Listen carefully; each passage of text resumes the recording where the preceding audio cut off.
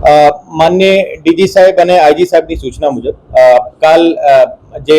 ભાવનગરમાં જે ઇન્સિડન્ટ થયો છે એની તકેદારીના ભાગરૂપે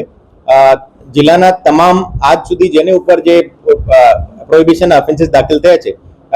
એ તમામને આખી રાત ચેક કરવામાં આવ્યા હતા. જિલ્લાની લગભગ 800 જેવી પોલીસ જે આખી રાત જાગીને સવાર સુધી 6 વાગ્યા સુધી અમે ટોટલ 177 કેસીસ એક રાતમાં કર્યા છે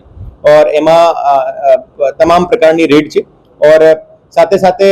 અત્યારે અમારી જે મુખ્ય કામગીરી ચાલી રહી છે તમામ પોલીસ સ્ટેશનના વિસ્તારમાં જેટલા ગામડાઓ છે એ ગામડાઓના તમામ સરપંચ સાથે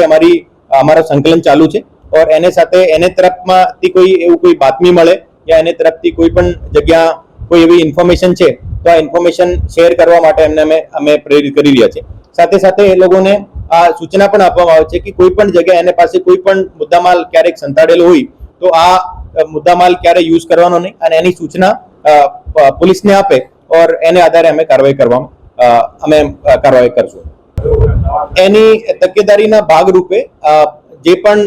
જે બોર્ડરના તમામ વિલેજીસ છે આ તમામ વિલેજીસમાં અમારી ટીમ આખી રાત જો શોધખોળ કરતી હતી और સાથે સાથે જે તમામ અમદાવાદ જિલ્લાના જે 500 ગામડાઓ છે આજ સાંજ સુધી આજ રાત્રિ સુધી તમામ ગામડાઓમાં અમારી ટીમો પહોંચીને આ તમામ ગામડાઓમાં ચેકિંગ કરશે और આવા પ્રકારનો બનાવ ના બને આ તકેદારીના ભાગરૂપે આઈજી સાહેબની સૂચના મુજબ જુદી જુદી ટીમો પાડવામાં આવી છે.